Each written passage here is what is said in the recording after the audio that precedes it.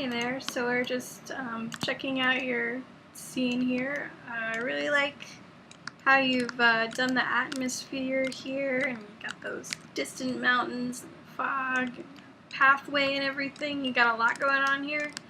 Looks really nice.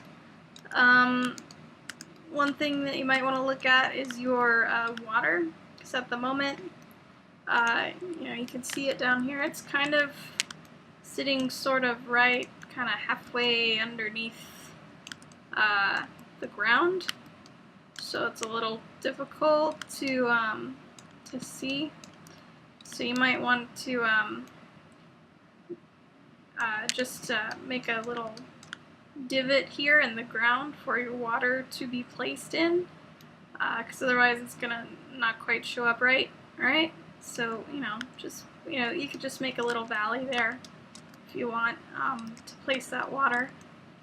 So other than that, if we go ahead and play the game, you have a first-person controller in the scene, and you also have a third-person controller in the scene.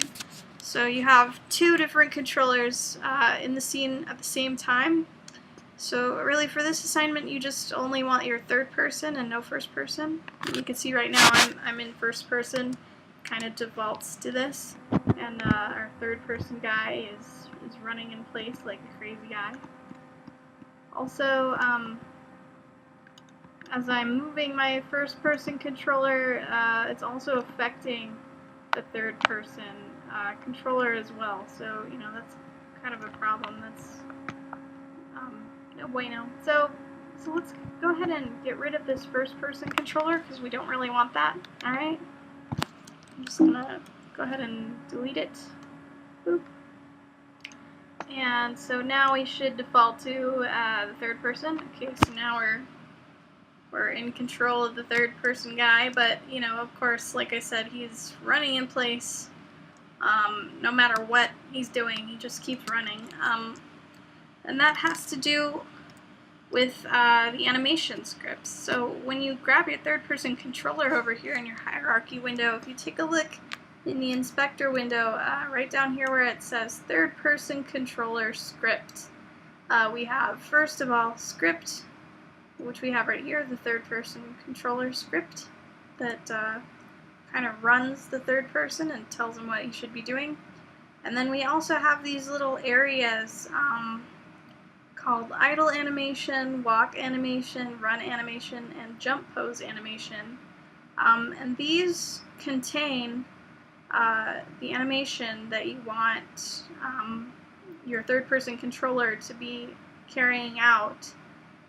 So for example, the idle animation, it says missing animation clip. So what it really needs is it just needs for you to drop a certain animation into this slot here for it to know what to do when your character is standing idle. So you could just grab this little circle on the right here to open up this select animation clip box, okay? And of course, since we're under idle animation, these are pretty nicely named, so we'll just grab idle, okay? And then for our walk animation, we'll do the same thing, just repeat the process and click on walk. We'll add our run animation the same way, and also the jump pose animation, okay? So once we have added all of these will tell third-person controller of what animation he should be performing during these different kind of states that he's in. Alright, so we'll hit play, and now you can see as he's standing idle, he's also playing the standing idle animation. And when he walks forward, he's also playing the walk animation. And same for run is now behaving correctly, as well as jump. Okay?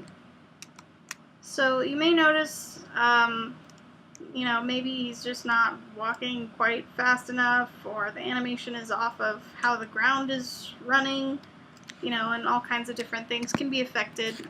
So I encourage you to go around and play with some of these settings down here, because all of this is customizable. I mean, you can change the speed of the animation itself. You can also change the speed of the entire character and how fast he is actually going across the land. You can change the height of his jumps. You can change how gravity affects him and all kinds of different things. So definitely, take a look at all these different things and try them out.